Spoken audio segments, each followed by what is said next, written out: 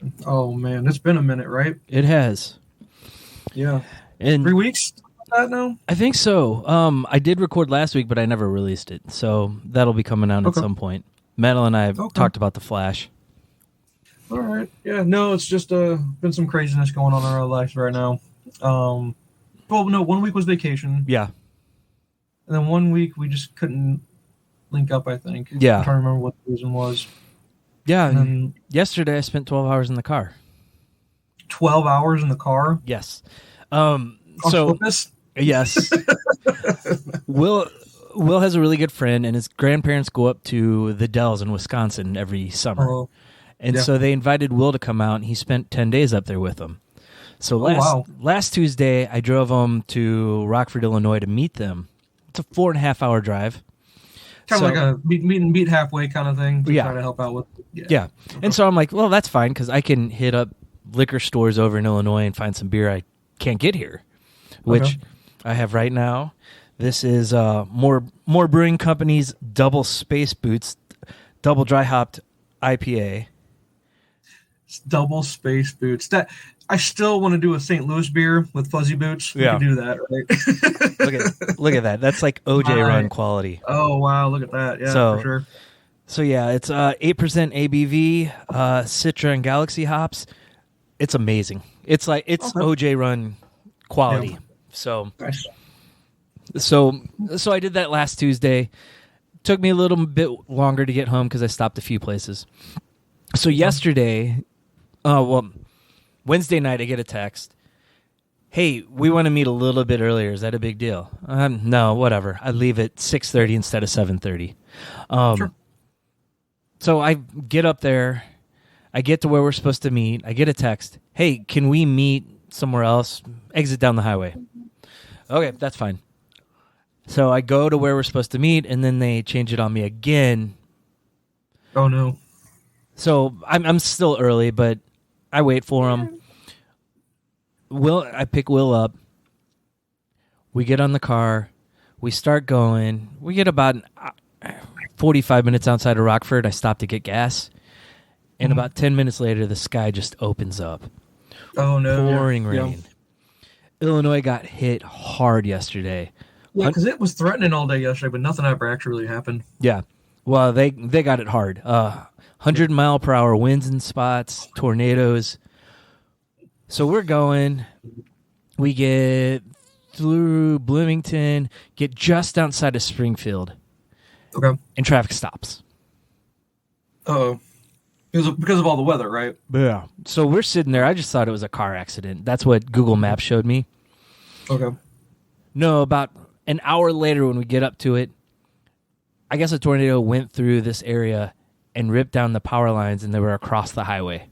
Oh, so we had to get off of 55 and take business 55. Yeah. Well, because the power lines were down, all the lights along the way were out too. So basically like a stop sign kind of thing where everyone has to stop and do a 4-way or something like that the whole way up. Yep. No. And so I'm looking down at the GPS. Originally, I was supposed to be home about 4:45. Now it's saying 6 o'clock. I left at 6:20 in the morning. Oh, my God. So we're going. I get through Springfield. I make up 20 minutes real quick. Yeah. Car accident. A semi was blown over on the other side of Springfield, which slowed us down. And I'm just like, God damn it. I'm calling him back. We're turning around. We're not getting the kid. You get him back to us somehow. Bye. Yeah. No, I was kidding. I know you got to go get him. I get it. Yeah. So I get into St. Louis. I'm on 270. I'm going to take it to 70 and then 364. Something happens on 364, so it directs me out 370. I'm like, well, if I'm going down 370, I'm going to at least stop at Comic Relief and look for a couple books I've been looking for. Mm-hmm. They had all of them but one. Oh, nice. Okay, well, good. At least they had stuff that you needed. That's nice. Yeah. The silver lining to all that driving. The silver lining. Booze and books. Yeah. So, and then to top it off, Erin was actually supposed to go pick them up yesterday, but she found out late last week that they were doing a big training. People were coming into town for it. She had to be in the office all week. Oh, wow. So, that's not great. Yeah. So now I'm driving the kids to all their stuff because they're doing happy hours afterwards. Mm-hmm. It's been the longest week ever. Aaron's like, what do you want to do this weekend? I'm like, absolutely nothing. I don't want to go anywhere. Stay in my basement. I'm going to drink some beer and just hang out around the house. Yep. Yep. So. Wow. Yeah. What a whirlwind of events. Yeah. So, all right. So I left before Erin went to work. She was at the work all day, went to work out after work, went to tan, and still got home before I did.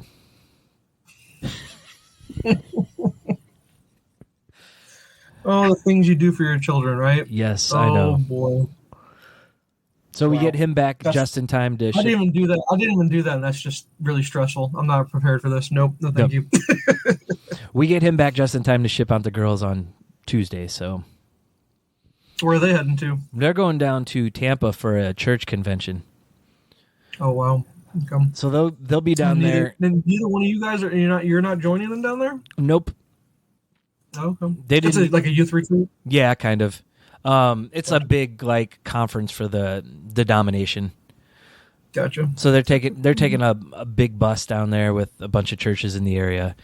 They'll spend a couple days down there, come back, so then 48 hours later they can turn around. We can all fly to San Francisco. Y'all are too busy for me. I can't handle all that. That's just too much busyness for me. I don't like it. Yep. Nope. I stay home if I can for the most part, right? Yeah, I try to too, but it's summertime. No, you'll have fun. We're keeping them busy. Are you going to the ballpark out there? San Francisco is away while we're there, so we're going to see a game in Oakland. Okay. You won't have problems getting tickets. No. In fact, we're buying cheap tickets, and we're just going to sit wherever we want.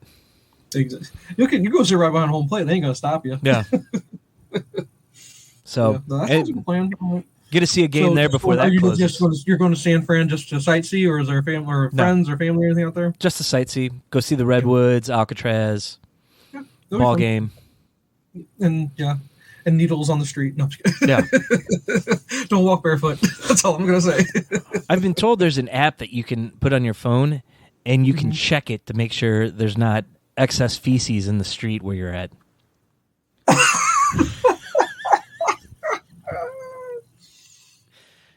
The Feces app. I pray for that city. I do. I really do. It's a beautiful place. Yeah. It's fun to visit. Chinatown's cool. The Golden Gate's cool to look at. Yeah. Redwoods, Alcatraz is cool.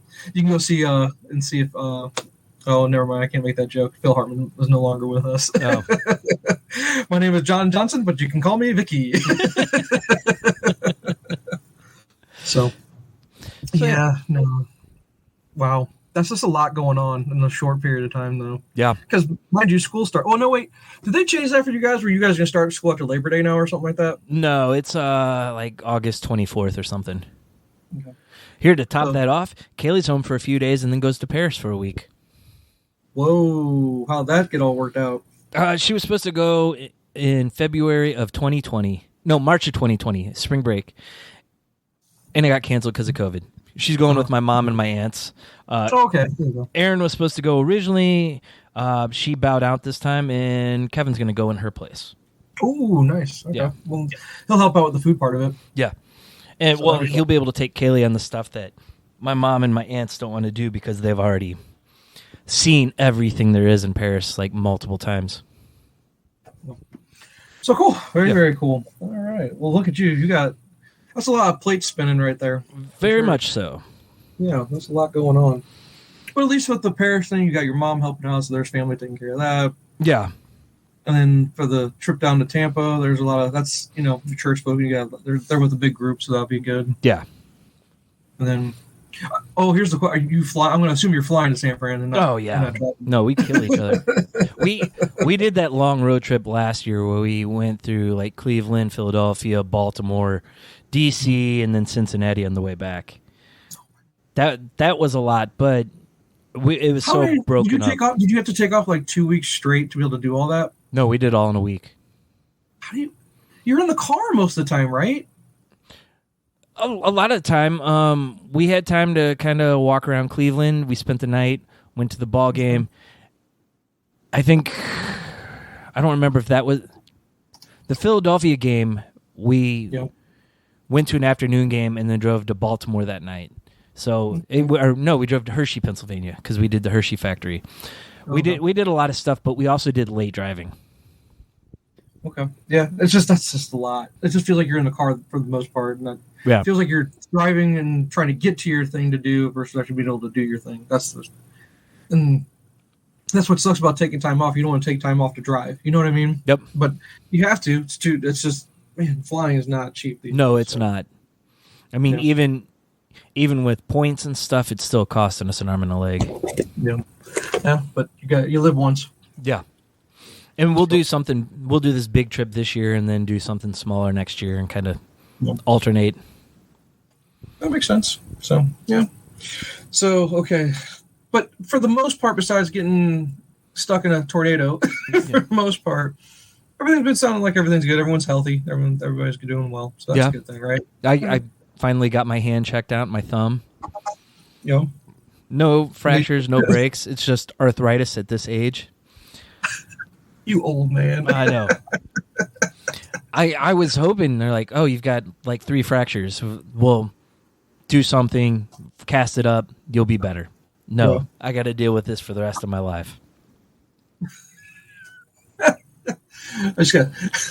So what do I do? You just deal with it. Take some painkillers. That's all you get to do. I got anti-inflammatory for 2 weeks and getting a custom-fitted brace for my thumb. Yeah. So, all right. Well, that's good. I get to share. You want me to share my drama with you, or do you not have enough time? No, we got time. I don't know if you got enough time for my life, dude.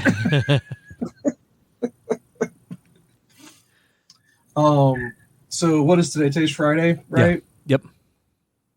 So Monday, we get an email from my kid's school, and they're shutting the school down. So my kids don't have anywhere to go to school right now. We have to figure out where they're going to go to school. Which we talked about that a little bit last time. So you knew it was possible. We knew it was possible. Now, legit, it's shut. So we've been on a whirlwind of touring different places and trying to say what's the best fit. I mean, we've talked about other Catholic schools in the area. We've talked about public school. We've talked about online school. We've talked about homeschool, where homeschool isn't really what it is. It's a co-op where you learn from home, but then you meet with the co-op of other kids. Yeah. And go do there. It's just, oh my God, I'm so tired. I'm so tired too.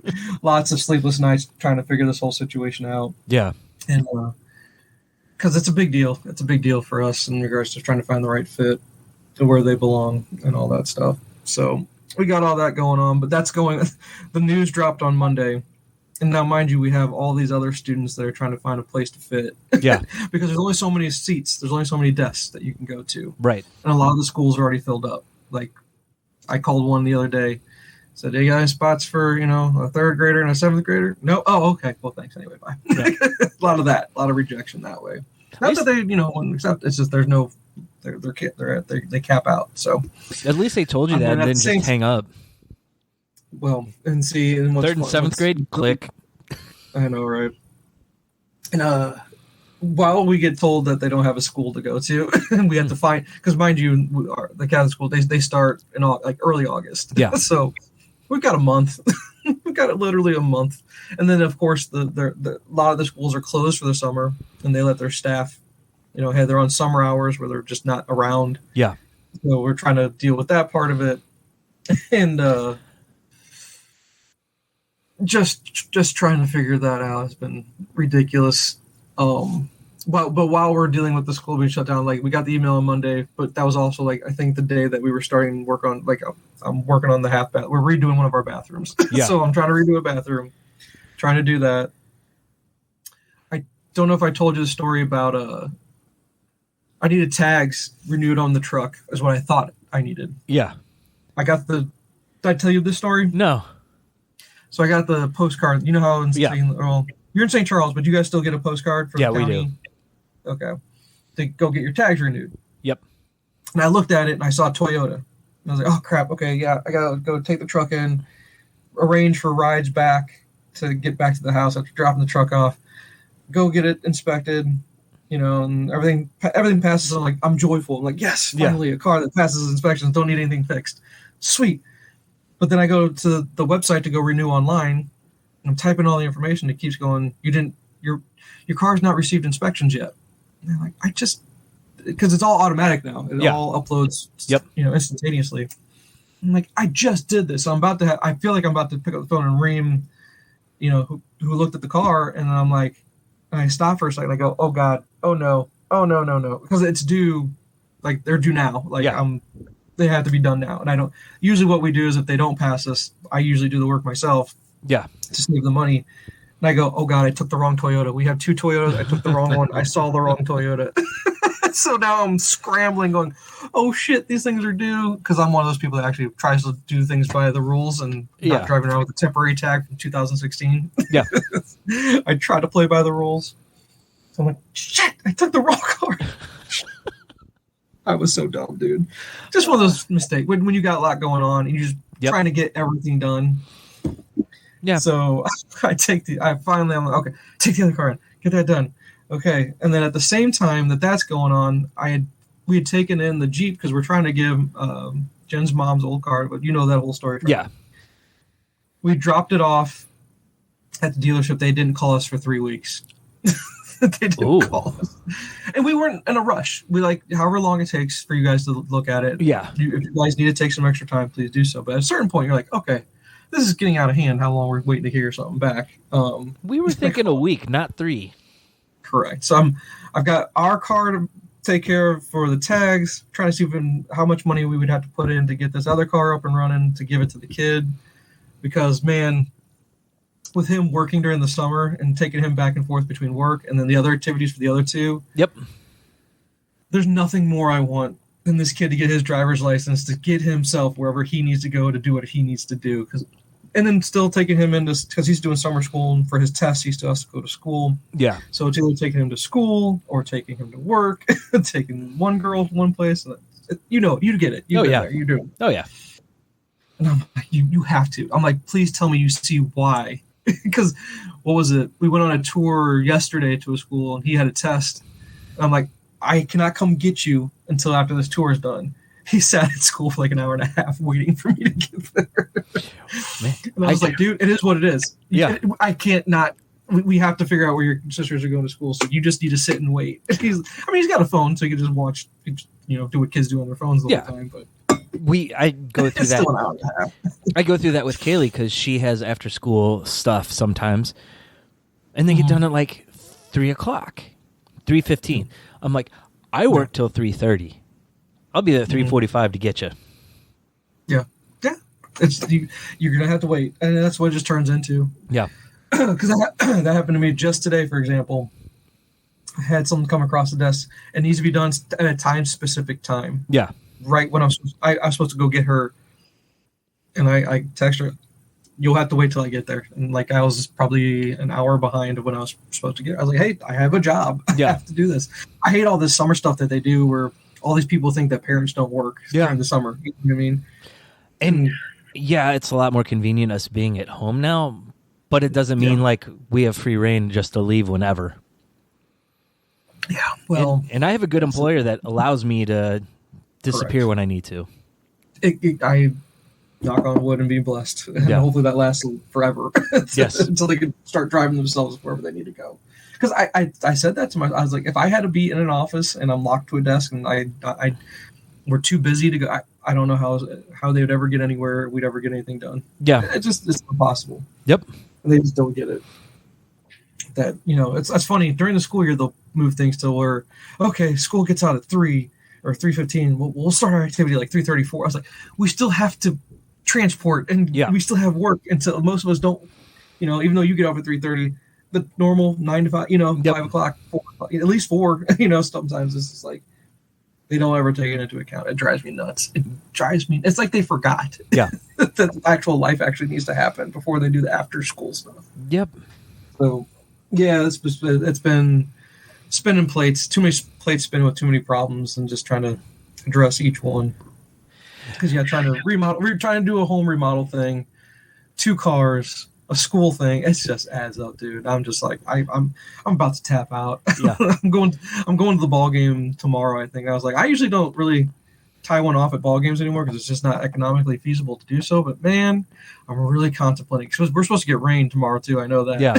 And so if it turns into a rain delay, I got no other choice. Yeah. Nothing else to do. Sorry. Right. So this morning on one of my meetings, one of the guys on it is out on paternity leave. They're like, Okay. yeah, he's about to come home with his 3rd kid. And someone's like, oh, I was told that once you have 2, 3 is no big deal. And I unmuted real quick. I go, they're lying. Oh God! Hey, you're outnumbered at that point. Yep. You're outnumbered, man. And if you got a kid like mine, that's the oldest. You ain't gonna be much help. Yeah.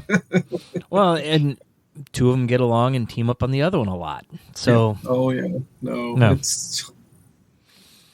I can give you an example of that yesterday. My oldest one kicked the youngest one down the stairs. Now I don't know how many stairs she actually tumbled down. I didn't get the truth out of that. Neither one of them kind of fessed up to that one. Yeah. Did But it? He said that she scratched him, and she says he kicked her down the stairs, and I could hear it. I couldn't see it. I could hear it, and I know someone fell down some stairs. I know that.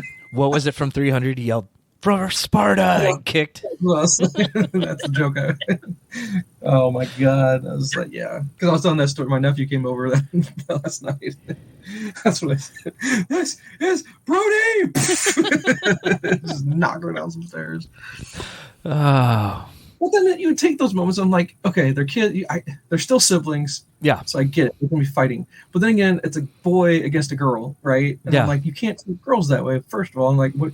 And then his excuse was, well, she was being annoying. And I was like, so someday when your wife is being annoying, are we kicking our wife down the stairs? Have you seen me kick your mom down the stairs? I go, exactly. Yeah. I was like, now that doesn't mean I don't want to sometimes. I actually just don't do it. We're not in Alabama. I know, right? Oh my God. Yeah, Jay, it's been fun. Yeah. It's been real fun. And then, yeah, we missed a week because of vacation and went to Hannibal, Missouri. And man, oh man. Hannibal was actually really fun. I had a great time there for a small town. Love those small town vibes. And Friendship Brewing is opening up a brewery down there. Didn't know if you knew that. Yeah, they took over Hannibal Brewing. Or Mark Twain or whatever it was. Yeah, Mark Twain. Mark Twain Brewing. Yeah. So I learned where that was and all that good stuff. So it's a sweet little town, man. It's if it wasn't for Main Street, there would be absolutely nothing there, though, to be honest with you. But we spent some time on the river, doing a tour there. We did oh God, what was it? We did some went and toured them 2 different caves. The cave systems were really cool. Yeah. Just exploring Mark Twain's house and all that stuff. That was kind of cool too. Just a cool little day trip. Like we made it a couple days where you could definitely do it within one day. Yeah. But stretching out to 2 days was really fun. And actually, it felt like we were actually rushing towards the end there. There's a couple of things we didn't do that we wanted to, but we're just like, it's time to go home. I was ready to go home. Yeah. Well, and it's close enough that you can go back and do that stuff again. Oh, it was great. Oh, it's so great how close to home it was. It felt like nothing. Yeah. It wasn't 12 hours in the car. How about that? Yeah. It was definitely not 12 hours. Which at one point my GPS redirected me through Hannibal. Well, there you go. Yeah. But I'm like, that seems so far out of the way, but similar time at that point. Yeah. Yeah, right. But just highlight, and then the best part of the trip, it turned out to be one of those little non-moments that turned into a great moment. Was there's a small little ice cream shop on Main Street, and the owners were so friendly, so super friendly.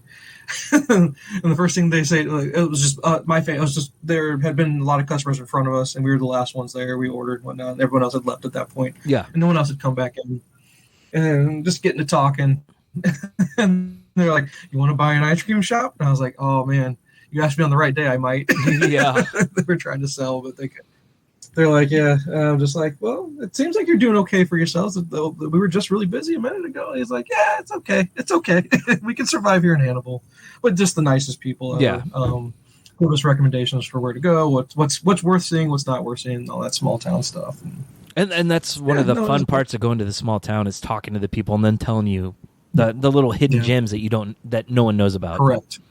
Because I was like, should we eat dinner here or there? Like, oh, no, don't eat dinner there. Do not eat dinner there. Go there. Stuff like that.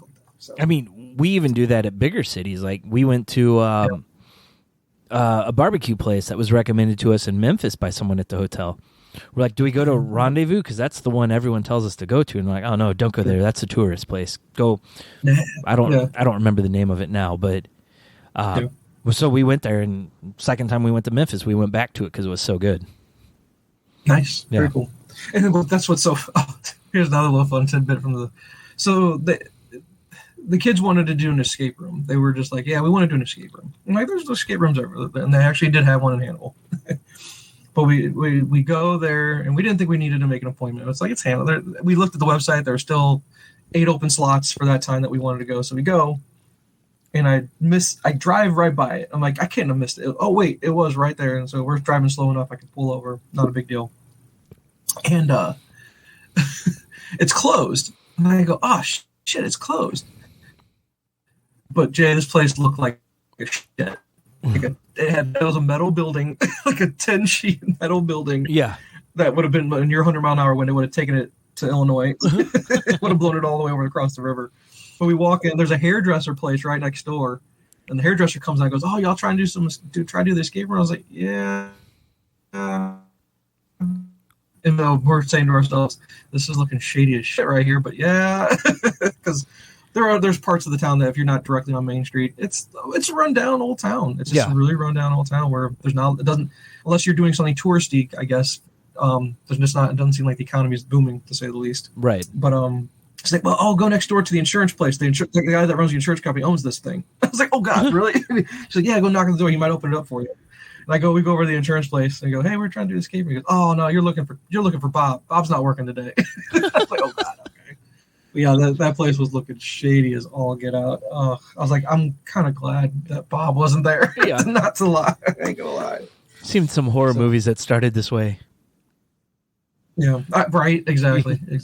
So, but yeah, no, that's all that's on our plates right now. We got like you do, same here, just a lot of plates spinning, and the only issue I have is the truncated timetable to get everything try to square away. Because I told my kid because his birthday is like the day school starts. I think it's either the day or day before, and I was like, I already bought him a parking pass. You got to drive to school, dude. We're not driving you no more. You get yourself to school, so. We got to make sure that he's going to pass. So we still got some practicing to do in regards to. He hasn't done his parallel parking yet. We got to work on that. But yeah. I think you could still. I think as long as he does well enough, he could still fail that completely. I think they'll still give you the piece of paper. That's what I'm hoping. So we'll see. We got that coming up faster than I thought. That's only a month away too. So it's like, everything's happening too quick. Time is flying. Yep. So, on to the nerdy stuff. Hey, I still have not had a chance to go see The Flash because we had not been around and we've got other things we got going on. Yeah. And so I didn't get to go see it. So, non-spoiler, what's your non-spoiler take on it? Should I still try to go see it before they kick it out of the theaters? Because it seems like they don't stay in the theaters very long anymore, that's for sure. No, they don't. It's definitely worth seeing in theaters. I walked out saying I really liked the movie. I think I even texted you saying it was incredible. But the more I sat and thought about it, the more it was just okay. If I have to compare it to the stuff that's come out this year, it's behind Across the Spider-Verse and Guardians 3. Oh, yeah, I wouldn't imagine it would have been better than that, to be honest with you. Those are amazing. Guardians 3, the more I sit with that one, the more I enjoy that one. Yeah. I can't wait to revisit it on Disney. Yeah. This was kind of the opposite. I mean, every time Michael Keaton was on screen, I was smiling. There's a lot of little scenes in it that I'm like, oh, that was awesome. I'm so glad I got to see that. A little bit of closure. Ezra Miller took me out of it. Yeah, I heard what they were doing was they were they were saying that the Flash in Justice League was annoying, and the way to counterbalance the annoyingness of him was to make an even more annoying character than that one, to make the one from the Justice League not seem as bad. Yeah. Does that fit the description pretty well? I think so. It's a little unfair because, I mean, this is a few years after Justice League, and the characters matured a little. Yeah. But there were a couple scenes that I'm like, they should have cut this out with what happened with Ezra Miller. That's all I'm going to say. You'll see the scenes and you'll know. Okay. You'll see the scenes and you'll know exactly what I'm talking about. Oh boy, very cringy. I don't like cringe. I don't like Michael Scott cringe. Yeah, Michael Scott cringe makes me uncomfortable. That's what that's the vibe I'm getting from you right now. Yeah, I don't like it. Well, and I told Madeline that they weren't important scenes. You could have gotten away with cutting them. And I told her I didn't like them, and she's like, "Well, why?" And I explained to her what had happened with Ezra Miller, and she's like, "Oh yeah, they shouldn't have put those in the movie." Oh wow. Okay. Yeah. Well, I don't know when I'm going to get around to seeing it. I hope I do. Otherwise, if I just see it on HBO, then I'll see it on HBO. It's whatever at this point. Yeah. Because then I didn't get to see Transformers, and I kind of really want to see Transformers. And then Indiana Jones just came out. Are you guys going today to go see that? No, I think we're going to pass. When I saw the Nerdist review saying it was the most okay Indiana Jones movie, I'm like, I don't know. I don't know. I hadn't heard that. Yeah. Oh no, the most okay Indiana Jones. It's okay. Yeah, the most, so it's not bad. Like the okayest. Skull, I guess. Yeah, it's the okayest Indiana Jones movie. Wow, that's not a beaming review there. So wow, that's not good. And I've heard mostly mixed on it. So I'm just like, I don't want to. We'll wait for the next big movie. Well, now you sold me on not having to spend money on it. That's good. Because I was going to have to go see it by myself anyway. Like, no one else wanted to go see it. So maybe just The Flash, and maybe I'll have to wait for Transformers to come. Because you guys didn't do Transformers either? No, I just couldn't. I've never been a Beast War person, so that part of it never really appealed to me. And how's it been doing? Have you seen reviews? How are reviews on it so far? I haven't seen anything on it. I haven't heard good or bad, and I don't know if that's a good thing or a bad thing. That makes me a little nervous too. I mean, Will wants to see it. Will watch anything Transformers. Yeah, Bumblebee was really good, and I enjoyed that a lot. So I'm hoping this one will be good, but I'm just gonna wait till it's out on streaming. Although you're saying that brings up a clip I just watched very recently of Between Two Ferns. Galifianakis. It has Haley Steinfeld on there. Yeah. He goes, I see that you have like 12 million followers on Instagram. And then he goes, so tell me, how long did it take for you to apologize to all 12 million and then for Bumblebee? I was like, this dude is savage. I love that thing. It's so funny. Oh, and I heard that all that is not, it's not like it's scripted. Like he has his questions written out. Yeah. But the reactions are genuine from the people he's interviewing. There are some great ones. I love watching clips of that. Yeah, but then then someone said that I think it was Paul Rudd. It was a clip with Paul Rudd talking about his time on there. Yeah, and he goes, "Yeah, what you see is it's all what I just said." But after the camera shut down, Galifianakis it turns into like the most nice, like I'm so sorry, like yeah, he's the nicest guy ever. He goes, but they get it's a comedy bit. It's totally a comedy bit. It's hilarious. I think it's really funny. But I just know that's kind of awkward. And they know what they're getting into when they sign up for it. So yeah. That and Hot Ones, the one with the hot wings. Yeah. Those are two very interesting kind of... It's not your late night anymore with those kind of things. And the guy that does interviews on Hot Ones, he does an amazing job. His questions are not your normal, questions like softballs you get from the late night hosts. So I kind of really enjoy his interviews quite a bit. Yeah. But, yeah. Although, from a late night perspective, when's the last time you watched a late night show like that? Like a... See, no, I couldn't even. I only used to watch clips of Conan. That's all I'd never watched Conan, but I would always look forward to his clips of his interviews with people. But ever since he stopped doing it, I don't think anyone's really worth watching. I'll watch clips of Jimmy Fallon occasionally if they pop up on like Facebook, but I don't go on my way for them. Yeah, I hear you. Same. So so Flash still worth going to go see. I might just have to go by myself at a late night show or something like that. I guess. Yeah, it's still in the theater. Saying no to both Transformers and Indy. So what do we got left? Do we have anything left to look forward to this summer? Yeah, let me pull up the calendar. Mission Impossible, but I've never watched any of the Mission Impossibles in the theater, but I love them because I caught up on them on DVD. Did you ever get caught up on the Mission Impossibles? No, we're a couple behind, so I need to do that. Yeah, I highly recommend it. Yeah. Really, really good. Yeah, because that's Friday, July 14th. We'll be out of town for that, but we'll probably have the kids to watch all of them before we do that. Yeah. July 21st, we have Oppenheimer and the Barbie movie. Oh, Oppenheimer. I always want to see his movies. Like, I want to go somewhere where it's IMAX theater that's specific to what he wants you to do. But do you guys have an IMAX out near where you guys are at? No. Yeah, see. The only one I would think I could really go try to see one at would be the one in Clayton, I think. That one I think is a true IMAX.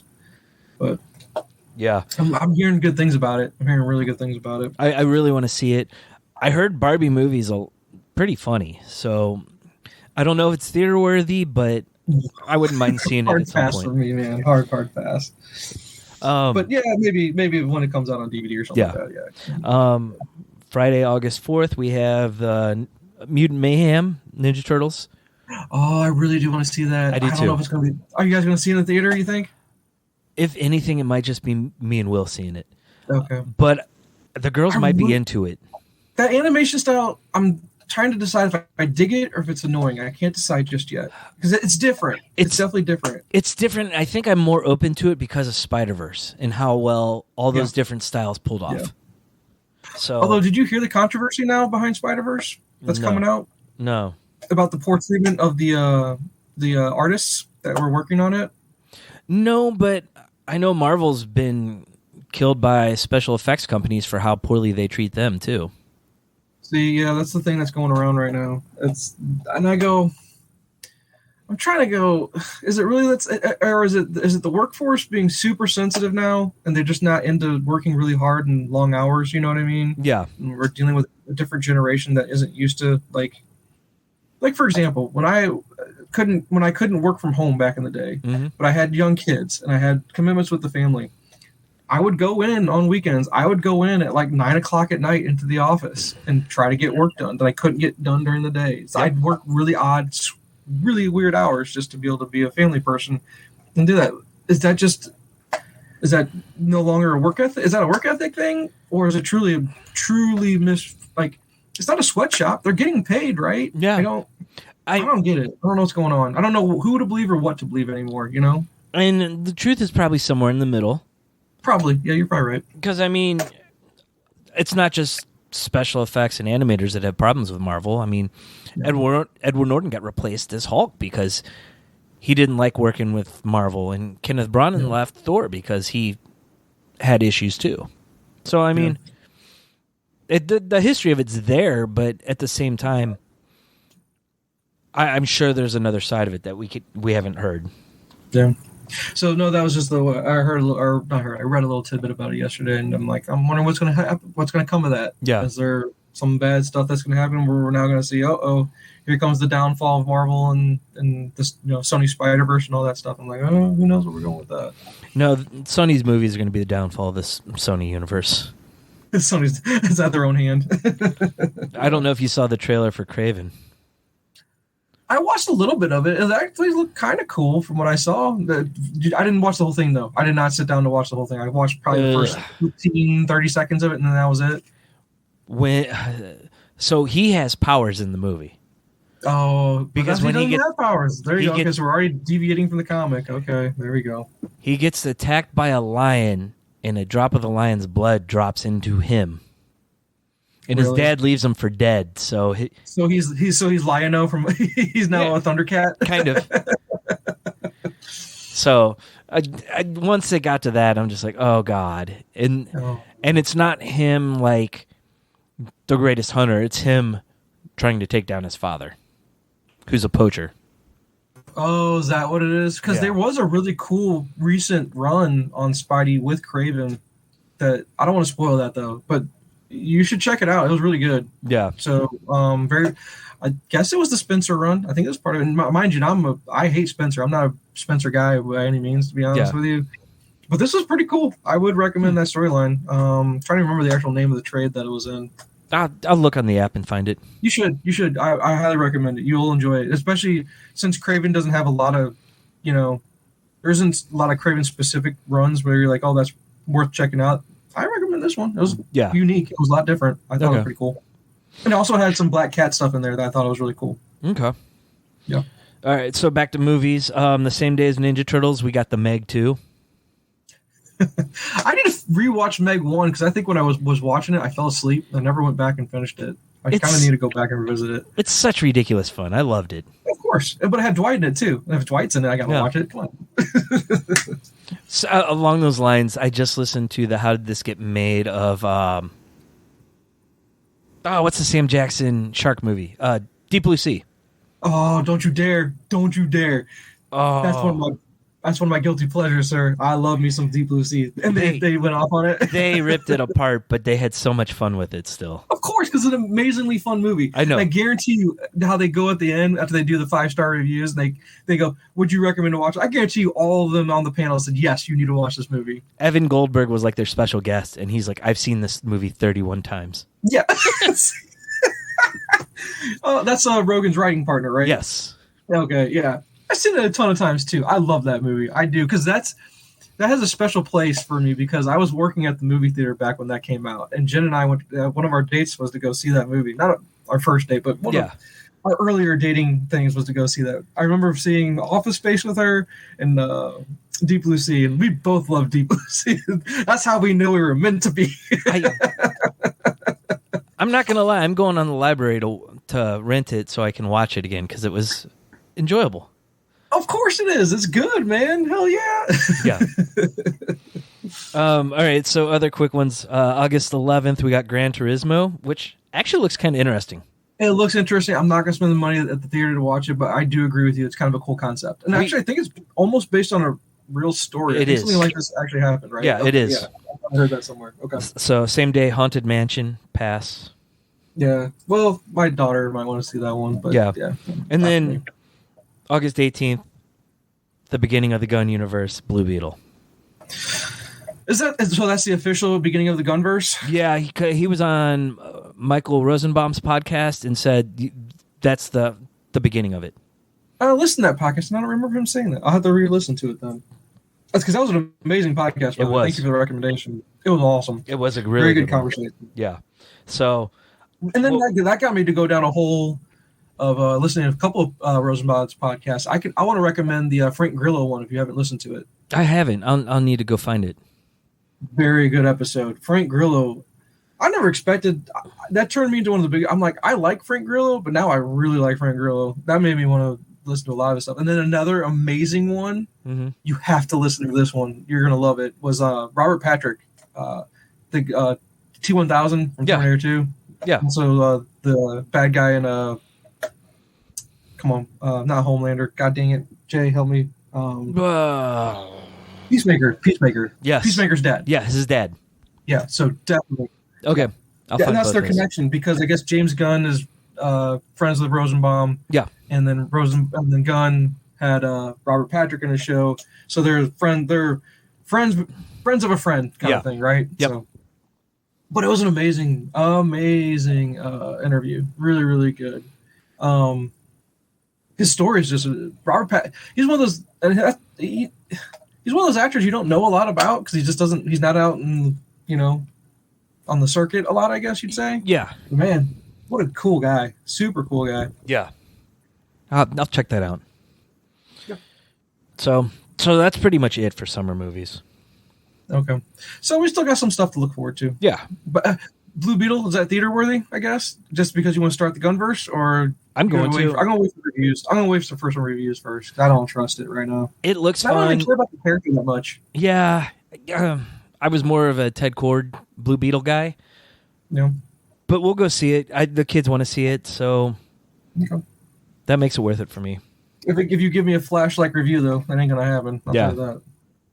We'll go opening weekend. I'll let you know when we walk out. And that indie review, that's so disappointing. It is. Is there have you heard any spoilers of Short Round in it or not? I have not heard spoilers. I've been avoiding them. Even if I don't see it in theaters, I'll still want to see it at some point. If Short Round's in it, I will watch it no matter what. Because I just want to see Short Round. But if he's not in it, then they screwed up. They really screwed up then. That's all I'll give you on that. Because he'd gotten popular again before they released that movie. They could have found a way to put him in there. I would have found a way to put him in there. Even for a cameo. Yeah. So, all right. So, do you have anything official on the docket that we're supposed to be discussing? I think we're just kind of randomly talking about stuff here. Not really. I mean, the only thing I had pulled up was our Superman and Lois.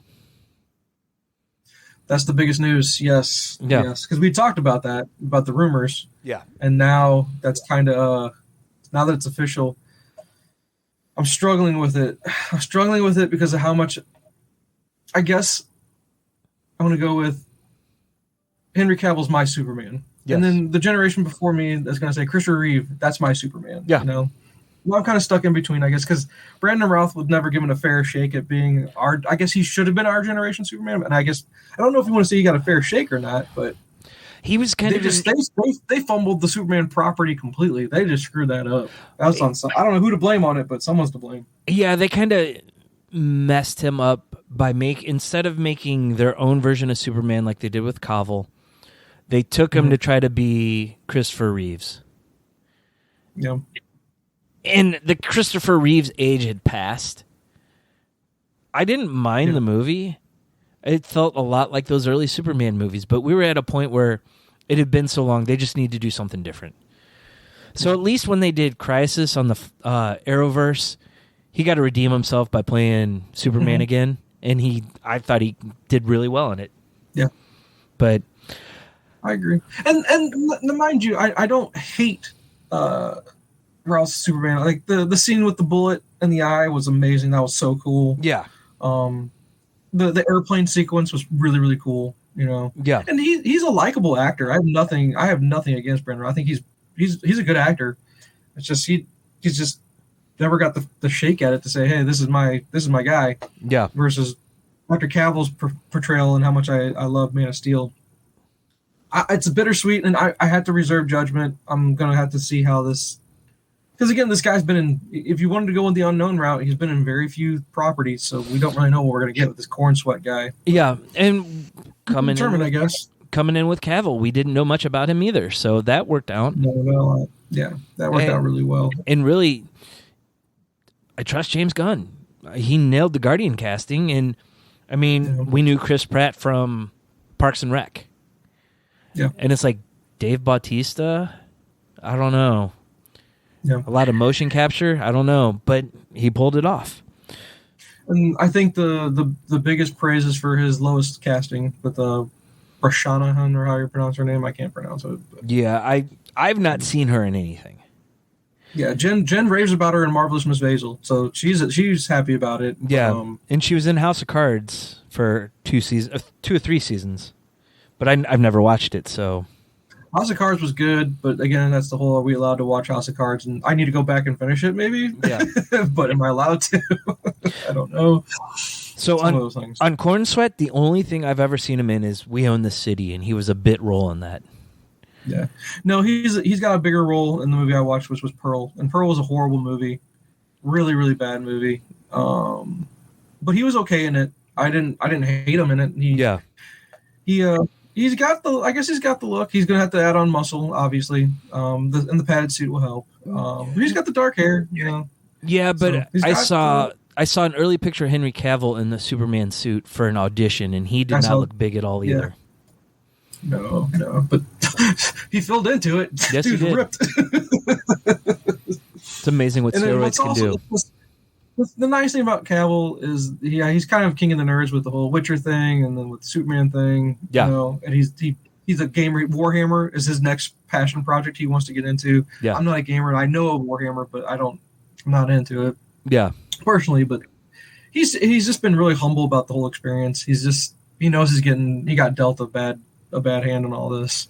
It's a bad beat, but I'm sure we'll see. Like you said, I will withhold judgment. I will reserve judgment. Now that goes, okay, now is Nicholas Hoult for sure Lex Luthor? And are we really going back to Lex Luthor again? You know? Yeah. But I guess we'll see. To be determined. And maybe that's just all still rumor, and we'll have to find out. Unless maybe Nicholas Hoult will be Brainiac, or he'll be Parasite. I was going to say, I'd rather see Brainiac than Lex again. But James Gunn doesn't seem to me to be a Brainiac guy. He's going to go with someone, I think, really off the beaten path. One of the lesser known. Yeah. I think. So I'm thinking Toymaker or Parasite or something like that. That's who I'm thinking. Yeah. We shall see. Yeah. I don't know. I'm interested to see what direction they're going to go in. And James Gunn, we shall trust until he loses our trust. Yeah. I guess.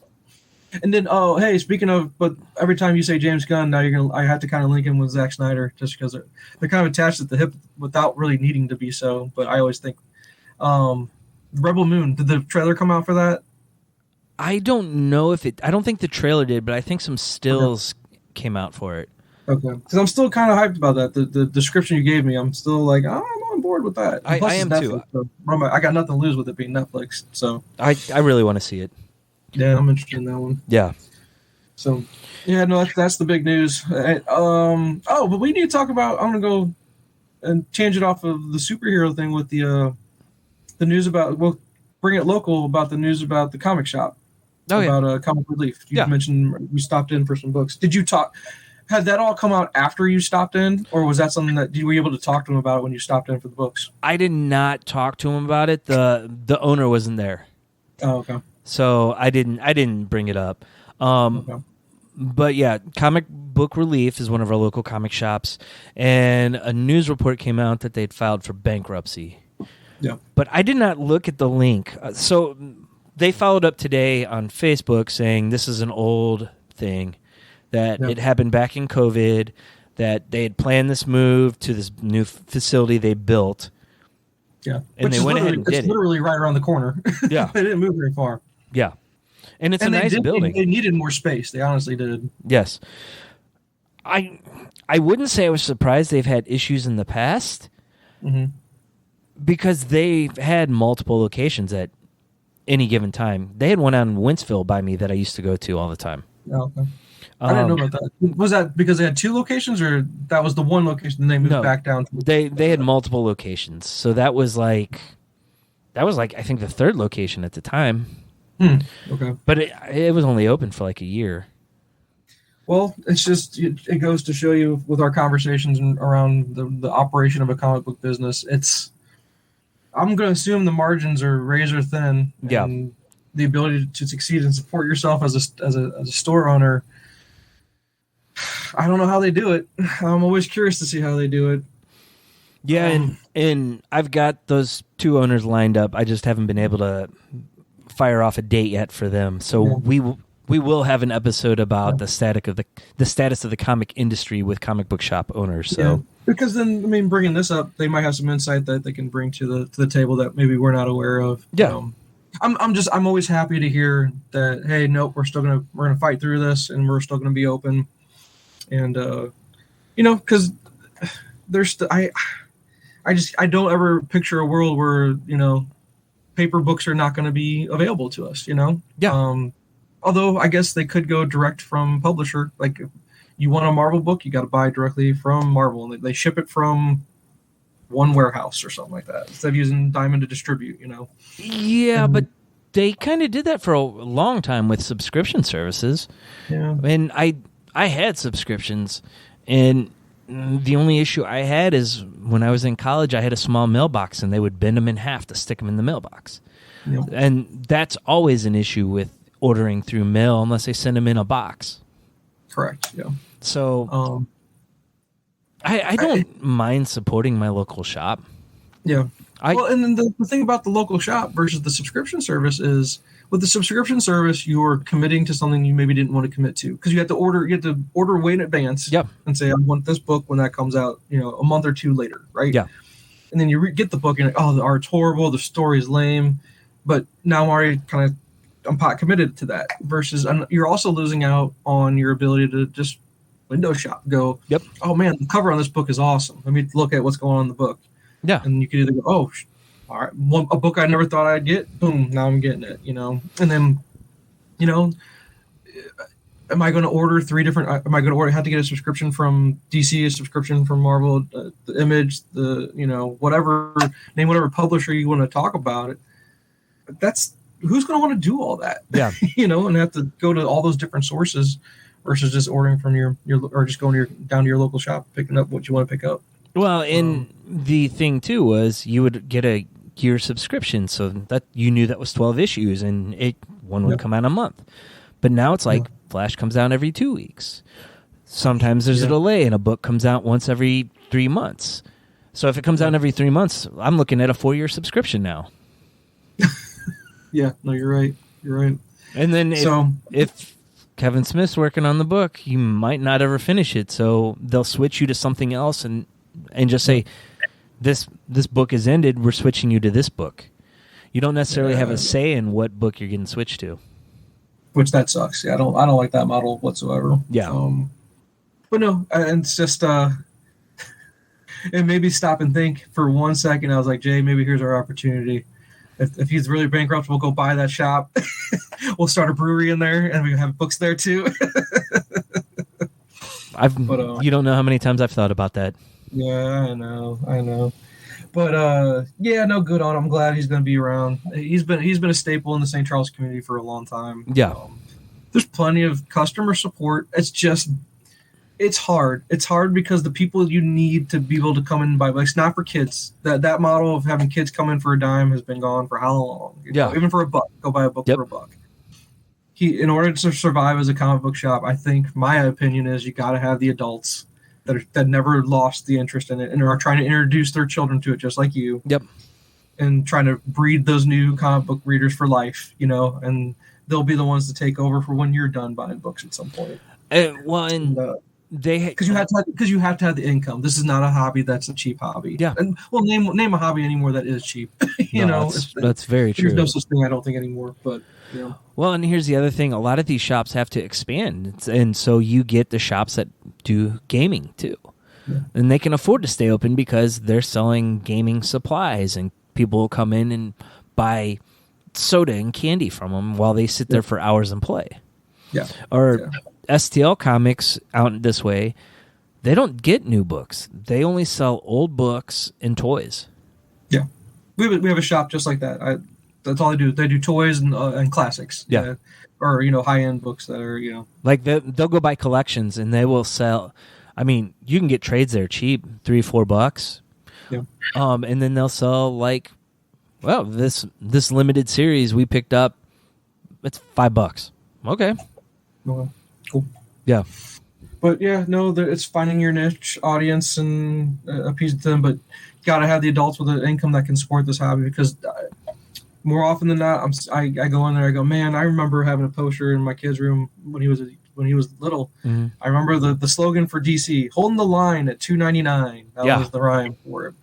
And I'm like, I'm not seeing any $2.99 DC books. They bumped up just like Marvel.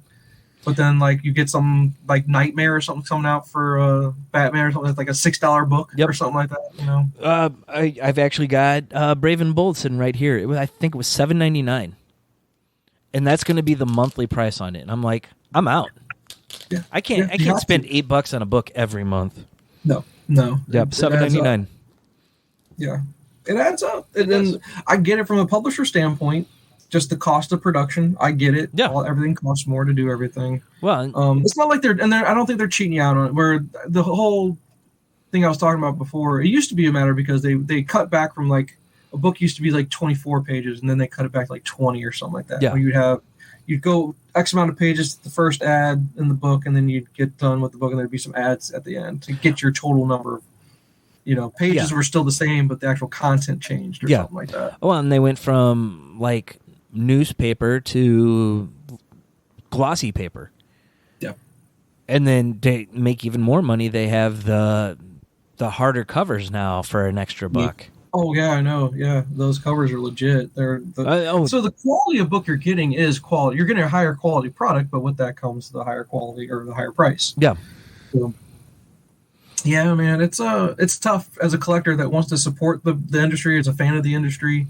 You want to be involved in the pop culture of it. It's just, if you got to choose between money to have the kids do what they got to do versus being a collector, you're going to have to guess what gets thrown to the wayside, and you get places like this that are having to file for bankruptcy. But and the thing was, in order for that business to try to make more money, they needed more space to be able to offer the toys. They have a big old toy selection there as well.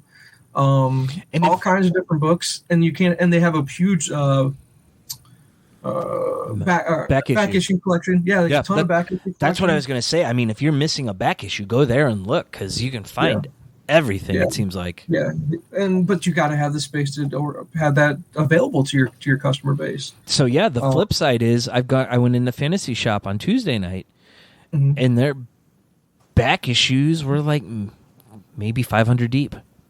Oh, I would. Which one did you go to? St. Charles. Okay, the Fantasy Shop out in Creve Coeur is one I went to most recently. There was no back issue things to really talk of. Yeah. There was barely anything there. Barely. Now, their gaming stuff was phenomenal. They're doing really well. And not even just gaming, the memorabilia or like statues. You know what I mean? The statues. They have a ton of that in there. Their new book selection is incredible. And, of course, the graphic novel selection. Anything you'd want. The most popular stuff they got. You know, it's not like you're not going to really get it there. But so it makes me wonder, though. No back issues. Very little amount of back issues. They have a ton of new issues, but what happens with the ones that don't sell at this point? They throw in the little thing for a couple months and then destroy them? Tax write-off? I don't know. No, I thought how it worked with Diamond, and that's what a question I thought we talked about before. My question, I thought with Diamond, I thought you could send stuff back to them. You might be able to. I don't know. I don't know how that all works. I'm curious how it works. Yeah, when you have so much order in, where sometimes they go to a second printing. You know how sometimes you have to buy the second printing if you didn't get the first one, which I'm pissed because I think I missed. I've been meaning to get to the shop at this point. I needed to get Kirkman's newest book, and I didn't get in there, so I'm worried if I missed a first printing on that one. Newcastle Road to Oblivion. Is it Road to Oblivion? I think is what came out, or some Oblivion Road, or was that the one that came out before? No, Oblivion Song was the one that he had that was out before. I don't remember what the new one is. Go to Newcastle. Look it up. Newcastle will have it. Hold on. Yeah. Well, first printing, though, is what I want. No. I'm tired of this second printing crap I miss out on. They seem to have so many there. So while you're looking for that, though, I'll start going into homework.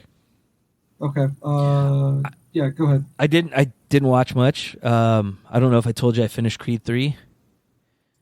Oh, yeah. Well, did you go back and rewatch the other Creeds?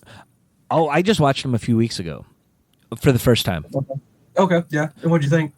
This was the weakest of the three. Yeah, okay. It was okay. Jonathan Majors was really good.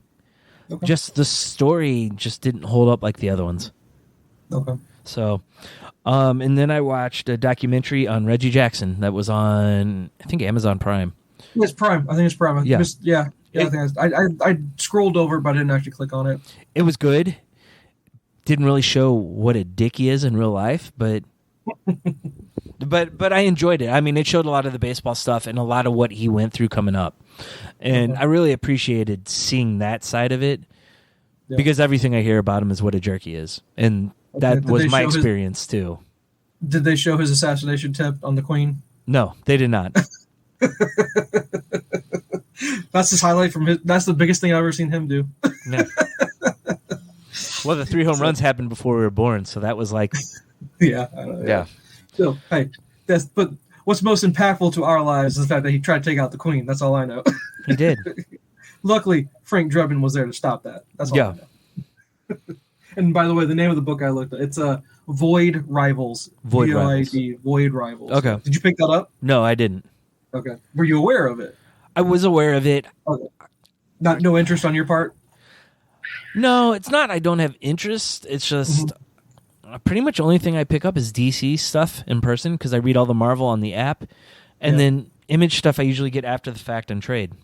Yeah. No, I just wanted to pick up the first book just to see if it's something I have an interest in at some point in time. Yeah. That's what I try to do. I try to get the first prints or the first issue to see. Yeah. And then, of course, I do the same thing you. If it's something I would want to invest in, I'll eventually get the trade in it. Yeah.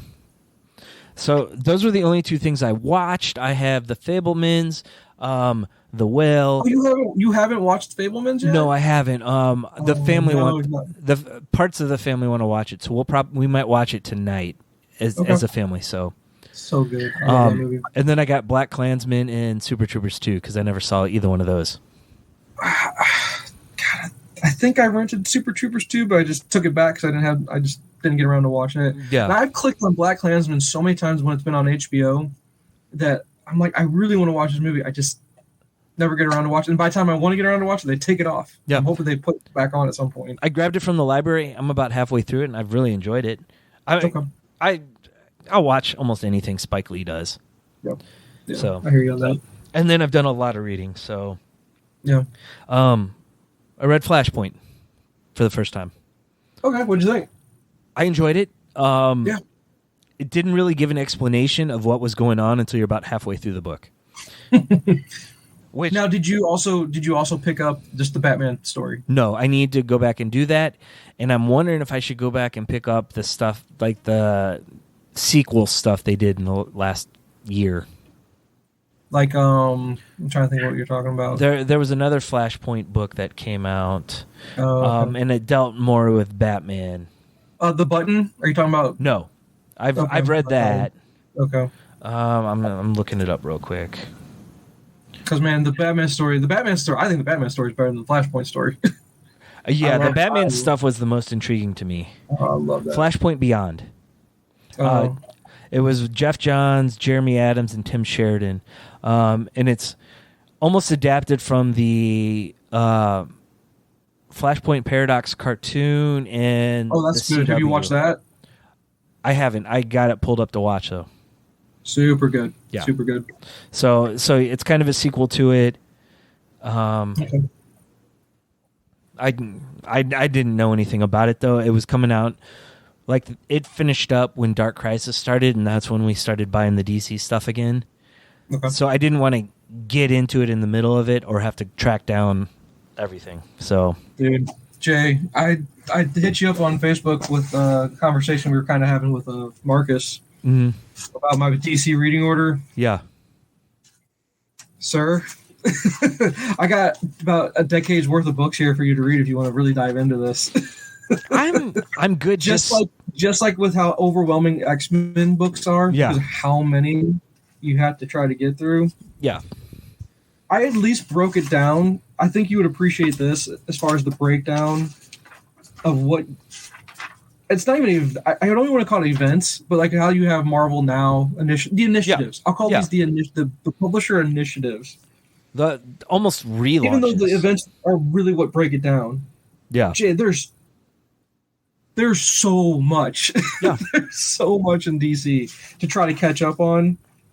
And there's events or initiatives within initiatives. Yeah. That's where I get really mad. I'm like, guys, there's only so many books we can read. You know what I mean? But and it seems like Frontier. So here, like for example, to read Dark Crisis, you're supposed to read all of Infinite Frontier, Multiversity, Shadow War. There's so, and here's the problem: Infinite Frontier is broken down into 4 different parts that include a breakdown of the Bat family, the Superman family. You have the events where the events I need to go back to until I can start to even think about Dark Crisis, where I want to catch up with you so we can talk about it. Yeah. I had to go all the way back to something called Heroes in Crisis. Yep. It was Event Leviathan, You're the Villain, the Joker War, which Joker War was huge apparently. I don't know much about it. I've got the main trade of it. I haven't read it yet because I want to get through the whole Rebirth Batman stuff first. Yeah. And then you got Dark Knights, Death Metal, which Dark Knights, you did Death Metal, you did all that. So I haven't done Death Metal yet. I've done Dark Knights, most of Dark Knights. Okay.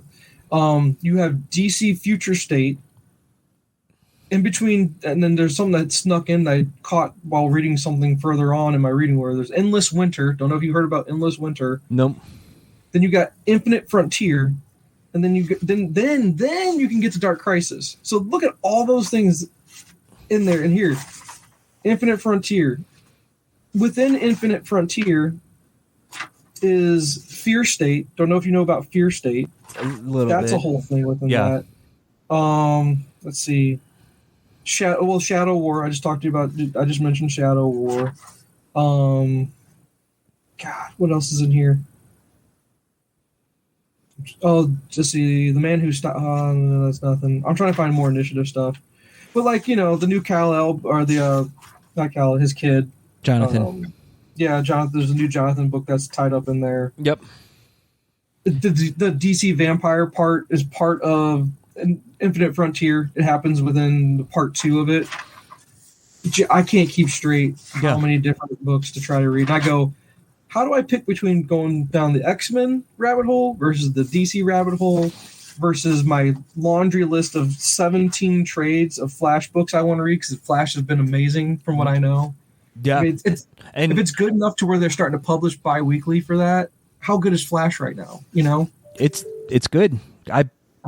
I started on. We started at 1 Minute War because that kind of went in line with the Dawn of DC stuff.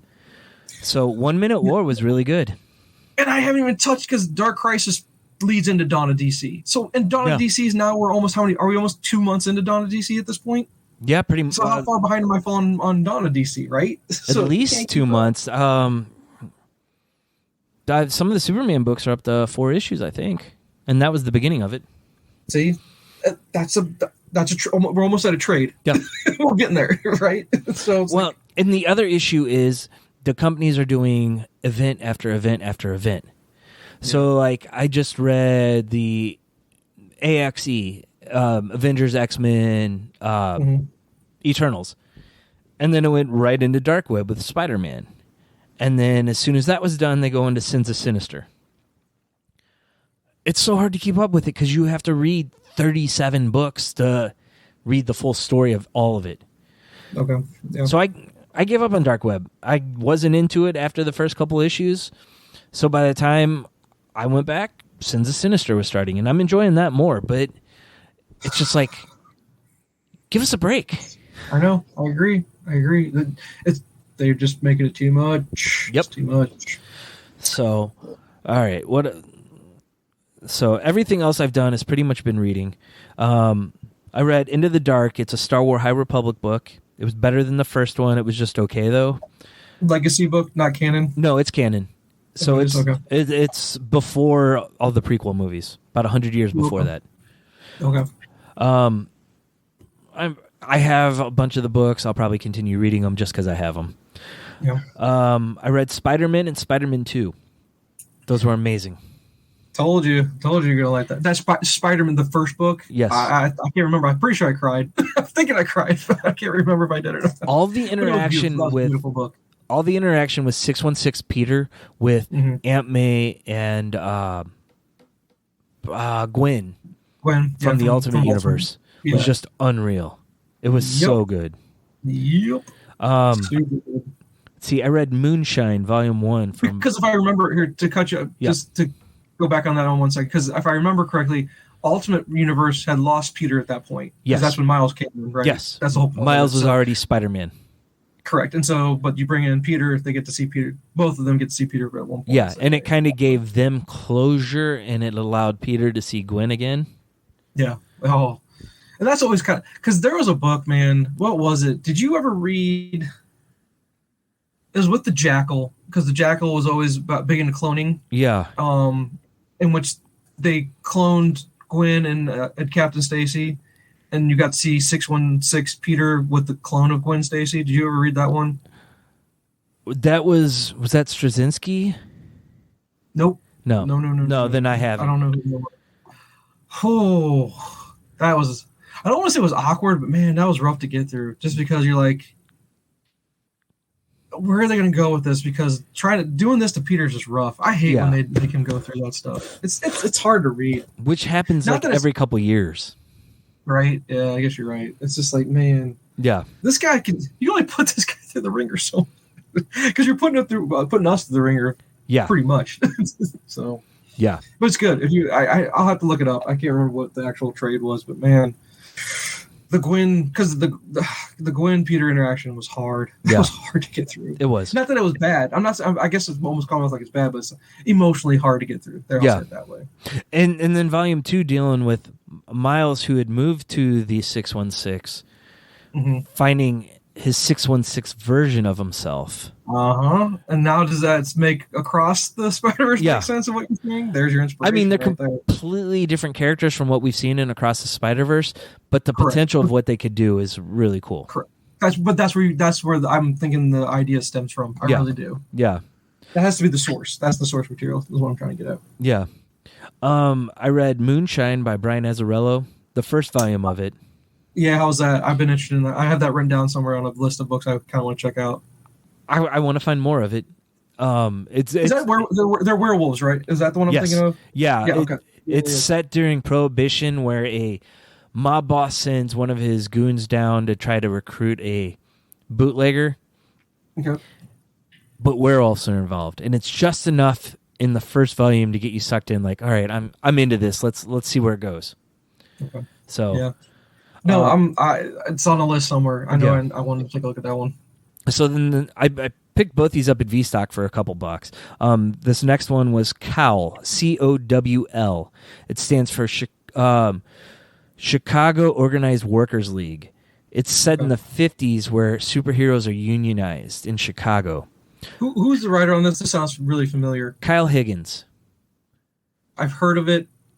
I have heard of this one. I have. I'm familiar with it. I did not read it, but yes, I know what one you're talking about. Yes. So basically what happens is they take down the last of the major supervillains right as their contract expires. The city wants to renegotiate at a lower rate, and so they go on strike. Very interesting concept, right? That's very interesting concept. Yeah. Okay. It's kind of like a unionized version of like Powers or Top 10. Yeah. I get you. Yeah. 2 volumes of it. I finished the first one. I went out and bought the second one instantly because I wanted to see how it finished. And that's all it is. It's just a two volume story. 10 issues.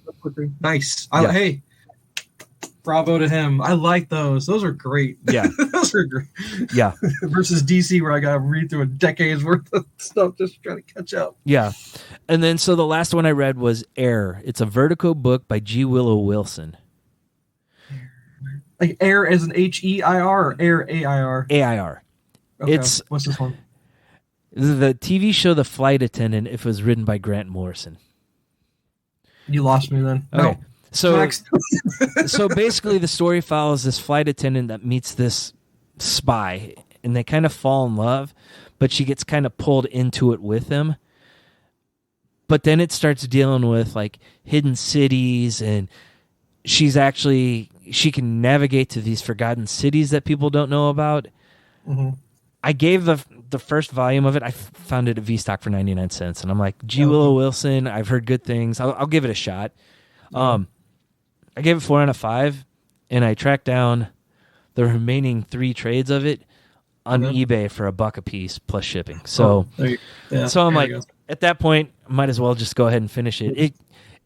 It was enough to suck me in to keep going. So that's all I need. Okay. All right. And like I said, it's 4 volumes. I can knock it out pretty quick. And for a couple bucks, yeah, that's not bad. And then the last thing was, I mean, besides the normal DC stuff I'm reading, is 1 Minute War from Flash. I sat down and read the whole arc. It was really good. Yeah. This alien. Is it a shelf? Okay, here we'll do this. Is it a shelf book? I think so. Oh, okay, that's high praise. An alien race finds a way to tap into the Speed Force. Ooh, okay. And to advance their civilization, they need more of it. So they go from planet to planet, finding these conduits of the Speed Force. That's interesting because the seeds for that are planted then way early. Because I pulled up the second trade from the library of the Rebirth. Yeah. And what you're talking about, they're kind of hinting at in what's going on in the book right now. Yeah. So that's very interesting as far as being able to pull energy from the Speed Force or something like that. Yeah. I'm still early, and I thought on that little short trip we went on, I'd get some time to sit down and read some stuff, right? Yeah. Nope. No time to read. So I still need to find, and I just have too much going on right now to even think about reading. But yeah, I'll get around to it. So far, I'm really enjoying the second one. But like I said, according to my reading list, hold on, Jay, hold on. Let me see because did you read all Rebirth? Flash? No, I didn't. I read like the first 16 issues and then stopped going to the shop because of money reasons. And then once I got back to it, it's like, oh, we're on issue 70. I'm not going to go back and find all that right now. Because man, I am seeing 18 volumes of the Flash. Where I'm looking at because Rogues I didn't write down the name of all the names of it, like Rogues Reloaded, Cold Day in Hell, Perfect Storm, Flash War. Yep. Did you ever read Flash War? No, I didn't. Is that good? I didn't get that far. Okay. Death of the Speed Force. Let's see. Flash with this ring. I don't know what Flash with this ring is. I don't know about that one. Then Wally West Returns, Eclipse, and then The Search for Barry Allen. So I don't know what that's leading up to. But the Search for Barry Allen. Eventually. The Search for Barry Allen ties into Dark Crisis. Okay, so I'll be getting there. Yep, it's just going to take me a while. 18 trades later. Yep. Right? Including some trades that aren't even included in the 18. There's some trades that are not within the Rebirth, I guess. Yeah. These are other little side stories, maybe. Yep. Yeah, 14, 15. Yeah, here's 15. Like Flash Forward, Flash with this ring, Flash United They Fall, Future State Flash, none of which are part of the Rebirth stuff. But hey, here we go. We're going to keep going. 17, 18. Yep. Oh my God. DC, ease up. Ease up just a little bit. Help me out a little bit. So is that the is that your end of your homework there? Yeah, pretty much, because I've read just random stuff that's come out. Like I'm up to date on Batman, which has been so good with Chip Zdarsky. Yeah, that's a soft spot.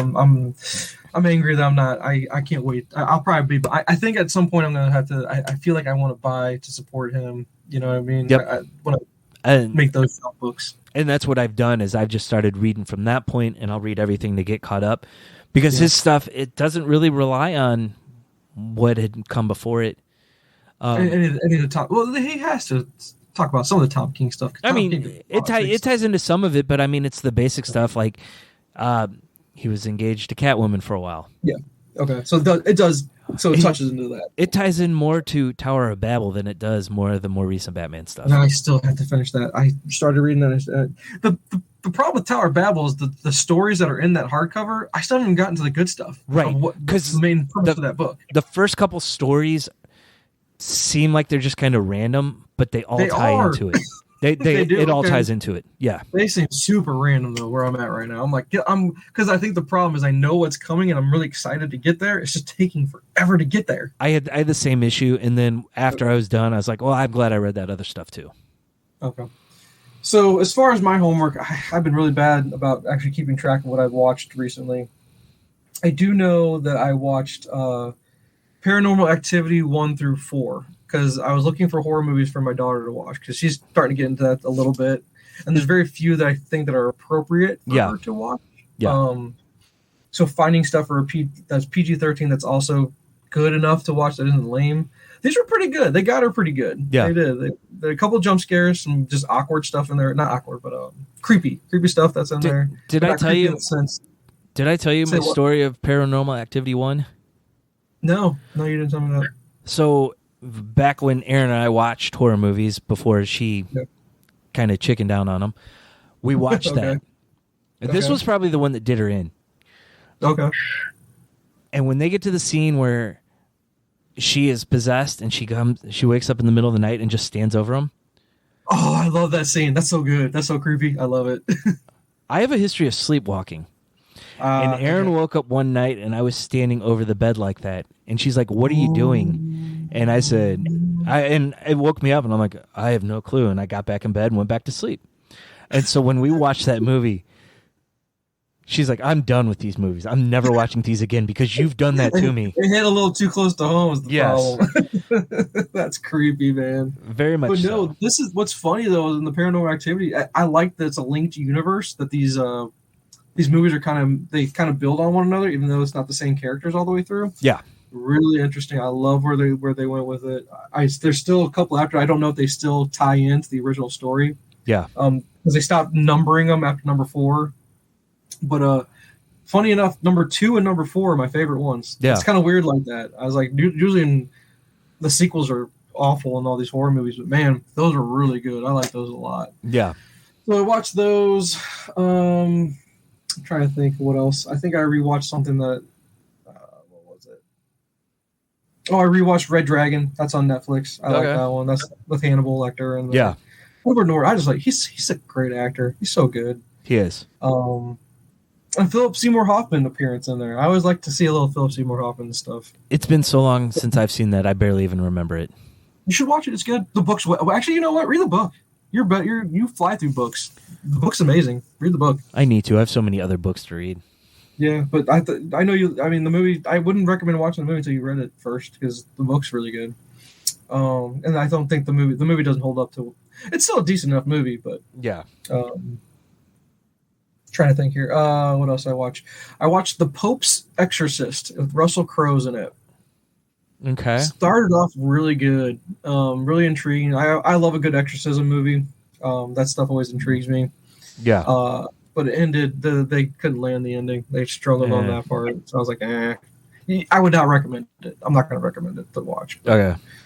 I'm trying to remember if there's anything else that's kind of standing out that I watched recently. Oh, Renfield. Have you gotten around to Renfield? I have not. I want to so badly. I need to rewatch it because I kind of lost focus on it, and I need to go back and restart it from the very beginning. It's an interesting premise, and Nicolas Cage is very Nicolas Cage in it, so it's that part. Whenever he's on screen, I really like the movie. Yeah. But there's some parts that kind of bored me a little bit. Okay. So check the library and see if they have it yet. I'm not gonna. I'll go back and try to rewatch to see if I enjoyed it. And the Renfield character, it's almost like an action movie at points. I wasn't prepared for action. I thought it was a comedy is what I was supposed to be getting. You know? But I wasn't laughing a lot. To say that I wasn't really laughing very much at all. I wasn't prepared for action. So I go into it knowing that you're really getting a different genre than what you maybe thought you were getting. Yeah. Trying to think of anything else that's kind of popping up in my mind of what I've watched recently. Other than that, no, not really. Like I said, I was reading Tower of Babel. I flipped over to Flash because I was just in the mood to read something DC. Still struggling to get through Heir of the Empire. Not that I'm not enjoying it. It's just a long book. It's a 500-pager. Yeah. I was reading Huckleberry Finn at the same time just because of the Hannibal trip. I want to try to get that done. Yeah. I'm enjoying that. It's just taking a while, and I keep flipping back and forth through books. Yep. And then just not enough time to read that. I'm reading applications and for different schools right now. Yeah. There was one last thing. Okay. Dang it! I just had it and I forgot the name. The TV show with Hank Azaria. Oh, the baseball one you showed me the clip of. That was hilarious. Where he's talking about his ex-wife or his soon-to-be ex-wife on Hulu. Yeah, whatever on that one. Brockmire. I can't remember the name of it. Yeah. Brockmire. Okay. It's not on Hulu anymore though, so I only got through 2 of the 4 seasons. There's 4. Where is it now? Where do you get it? You have to rent it from Prime Video. Oh, assholes! I might look at the library again and see if maybe they have it. So, but that scene was hilarious. By the way, the whole show is hilarious and raunchy like that. So yeah, no problem. I recommend it. Man, I still got Letterkenny to go back through. I still want to watch The Bear. Are you watching The Bear at all? I'm hearing nothing but great things about that. I haven't finished season 1 yet. I hear season 2 is amazing. Yeah, I need to get around to that. It's just again, ugh. Here, hold on. How do you spell Brockmire? Brockmire. My library has it. I just placed the hold. At least to get season 3 for now. Okay, hold on. Brockm what? IRE. IRE. Oh, there you go. I got the complete 4th season, the complete 3rd season, the complete 2nd season is not available. I can't get the second. I can't even get the 1st season though, Jay. Ooh. I can get 3rd and 4th though. If I can somehow track down season 1 and 2, I can go get those. Oh man, that stinks. But anyway, so I'm behind on that stuff. And then my sister and my brother-in-law, they really want me to watch Peaky Blinders. They really want to have someone to talk to about that show. Do you ever watch Peaky Blinders? I have not. I've heard it's good though. I've heard that I need to have the subtitles on so I can understand what they're saying though. Yeah, that was one of the tricks of the trade for that show. So, but other than that, that's all my homework, man. That's what I've been doing. Okay. I got nothing else. For you. So, but to tease for next time, we still have a TV list I wanted to go over with you because that's how our conversation got started. It was a top 50 list. Yeah. And I don't agree with a lot of the list. There's a lot of shows in there where I go, okay. But yeah, that's something I still want to go back to. All right, I'm noting it down for next time. That's what we'll do next week. Sounds good. Okay. So until next time, man. I'll talk to you later. See ya. See ya.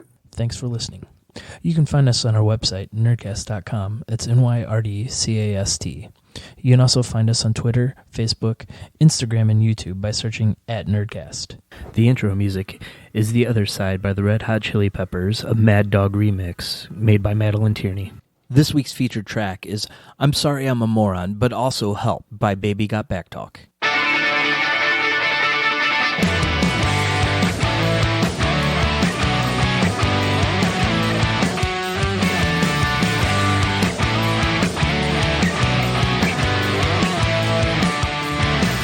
Stop right there and don't you dare tell me that I'm wrong. I'm a loss and I'll address who runs the time. It's up to you to struggle through. It's up to you with knuckles bruised. Till the hallways bathing moonlight and you saunter.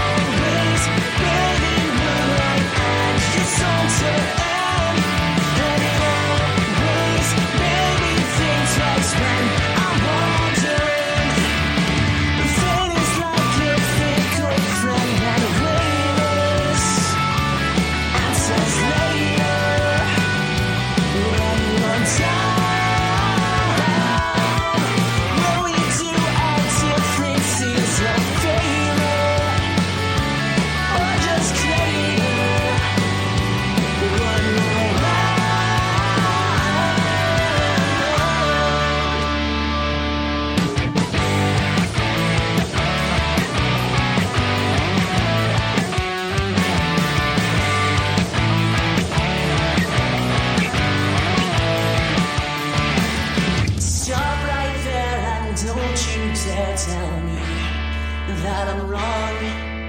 I'm a loss and I will trust you right the time till the hallways breathing moonlight and you saunter and always made me think twice when I want.